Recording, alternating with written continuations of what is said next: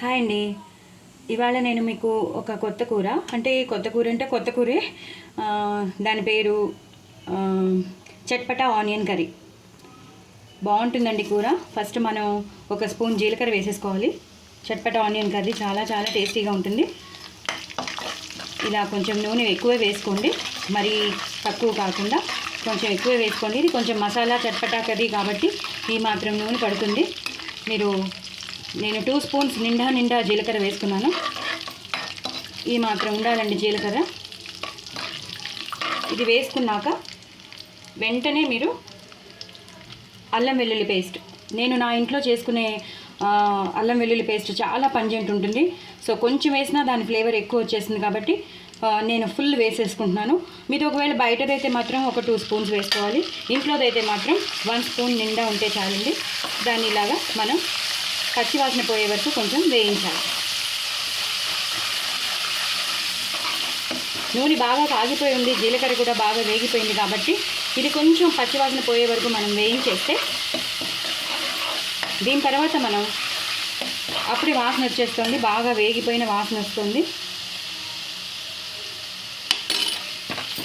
దీని వెంటనే మీరు పచ్చిమిరపకాయలు వేసి పెట్టుకోవాలి. హోల్ అంటే యాస్టీజ్ వేసేసుకోవాలి.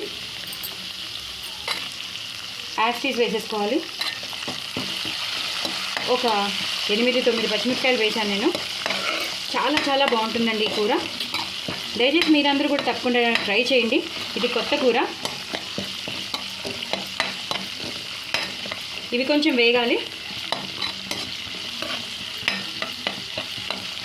దీన్ని టమాటో ప్యూరీ చేసి పెట్టుకోవాలి. నేను ఒక 5 టమాటోలు తీసుకున్నాను.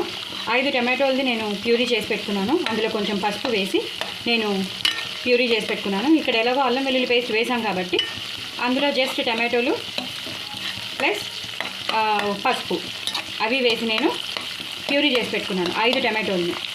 సో అవన్నీ మీకు తెలుస్తాయి కదా అని నేను ఇంకా ప్యూరీ నేను మీకు డైరెక్ట్గా చూపించేస్తున్నాను. అలాగే ఒక మసాలా రెడీ చేసి పెట్టుకోవాలండి.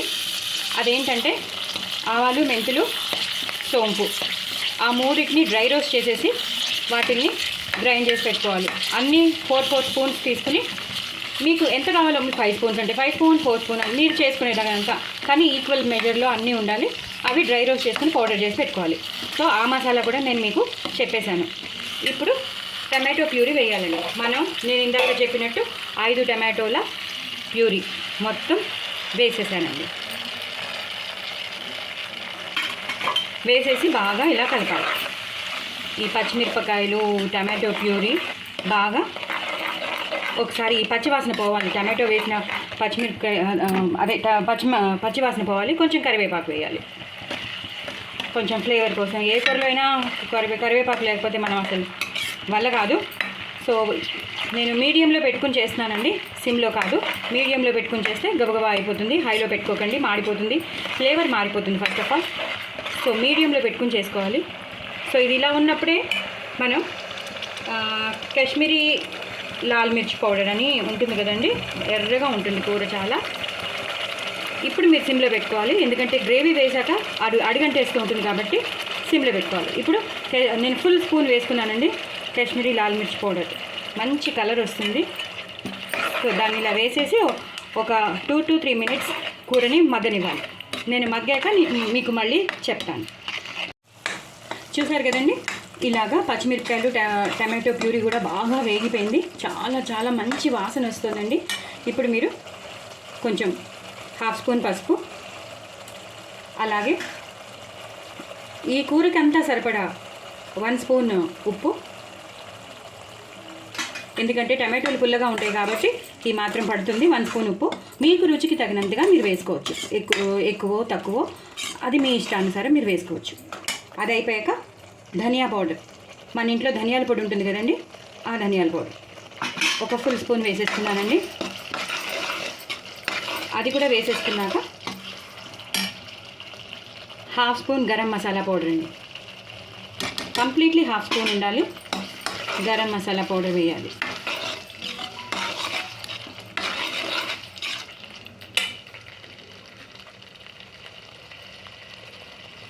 నేను కొంచెం తక్కువైనా ఇంకొంచెం వేసాను. బట్ ఎంత గరం మసాలా ఫ్లేవర్ ఉంటే అంతే బాగుంటుంది కదా కూర. అందులోని మసాలా చట్పట అంటే కొంచెం గరం మసాలా ఉండాలి. ఇది అయిపోయాక ఇప్పుడు అసలైన ఇంగ్రీడియంట్ మనం పెరుగుని మనం ఒక నిమిషం అండి, ఇది అయిపోయింది కదా. ఇవన్నీ కొంచెం వేగిపోయాక అసలైన ఇంగ్రీడియంట్ ఏంటంటే నేను ఇందాక చెప్పిన ఆవాలు, మెంతులు, సోంపు ఈ 3 కలిపి గ్రైండ్ చేసి పెట్టుకున్నాం కదండి. డ్రై రోస్ట్ చేసి ఆ పొడిని 1 అంటే ఒక 3 స్పూన్స్ వేసేసేయండి. నిండా 3 స్పూన్స్ వేసేసేయండి. వేసేసి శుభ్రంగా ఇలా కలిపేయండి.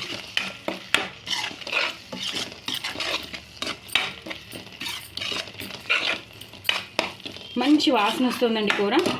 ఇప్పుడు ఇదంతా బాగా వేగిపోయింది కదండి. మనం వేసిన మసాలాలన్నీ వేగిపోతున్నాయి. ఇప్పుడు మనం పెరుగు చిలక పెట్టుకోవాలి. బాగా చిక్కటి పెరుగు తీసుకోవాలి. దాన్ని గిలక కొట్టుకుని ఇలా స్మూత్ పేస్ట్గా చేసుకోవాలి. ఇలా కంప్లీట్లీ స్మూత్ పేస్ట్. దీంట్లో నేను మళ్ళీ కొంచెం నీరు పోసి వేస్తానండి. ఇలా అవ్వాలన్నమాట. మొత్తం స్మూత్ పేస్ట్ వేసి ఇలా చేయాలి. సో మీరందరూ తప్పకుండా నేను చేసినట్టు మీరు చేసుకుంటే మాత్రం సూపర్ వస్తుందండి కూర మాత్రం.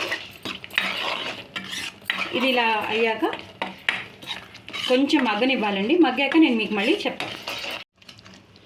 ఇప్పుడు చూసారండి, ఇందాక నేను వేసింది మసాలాలన్నీ, పెరుగు అంతా ఇలా అయ్యిందనమాట. మొత్తం టమాటో ప్యూరీలో వేసినవన్నీ ఇంగ్రీడియంట్స్ నేను మీకు చూపించాను కదా. ఇవన్నీ ఇలా ఈ గ్రేవీ టైప్లో అయింది. ఇప్పుడు కొంచెం ఇందాక మనం కాశ్మీరీ లాల్ మిర్చి పౌడర్ కొంచెమే వేసాం కదా. అంటే మనం ఎక్కువ వేసుకోము. నార్త్ ఇండియన్స్ అయితే ఎక్కువ వేసుకుంటారు, కానీ మనం ఎక్కువ ఈ కారం వేసుకుంటాం. అది జస్ట్ కలర్ కోసమే. సో 1 స్పూన్ కారం వేసేసుకోండి. 1 స్పూన్ కారం వేసేసుకొని శుభ్రంగా ఇలాగా కలిపేయండి. అందులో కలిసిపోవాలి, ఆ మసాలాలో ఇదంతా కలిసిపోవాలి. కలిసిపోయాక ఇప్పుడు అసలైన ఇంగ్రీడియంట్ అండి, ఉల్లిపాయలు. చిన్న ఉల్లిపాయలు ఉంటే ఒకవేళ మీరు యాస్టీస్గా ఉల్లిపాయలు వేసేసేయండి. లేవు మా దగ్గర చిన్న ఉల్లిపాయలు లేవు అంటే ఒక్కొక్క ఉల్లిపాయని హాఫ్గా కట్ చేసేసేయండి. ఇలా హాఫ్గా కట్ చేసేసి ఈ మసాలాలో వేసేసేయండి. చిన్న ఉల్లిపాయలు ఉంటే పర్వాలేదు, లేకపోతే ఇలా హాఫ్గా కట్ చేసేసి వేసేయండి. పెద్ద ఉల్లిపాయని హాఫ్గా కట్ చేసేసి వేసేసేయండి. వేసేసి ఇలా మగ్గనివ్వాలి. ఇందులో వేసేసి మగ్గనివ్వాలన్నమాట.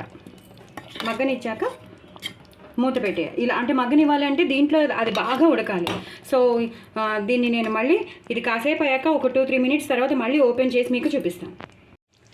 సో ఇందాక మనం ఈ టమాటో ప్యూరీలో మనం వేసేసుకున్నాం కదా ఉల్లిపాయలని. సో ఇలా మగ్గడానికి పెట్టామండి. ఇంకా టైం పడుతుందండి, ఇంకా ఉడకాలి ఇవి. సో టైం పడుతుంది.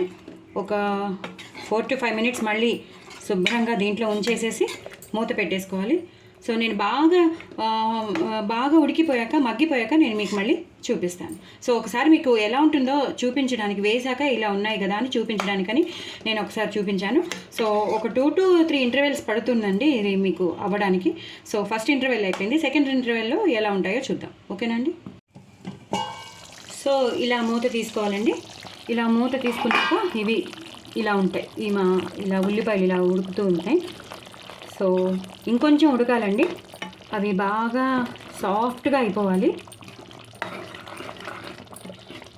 చాలా సాఫ్ట్గా అయిపోవాలి.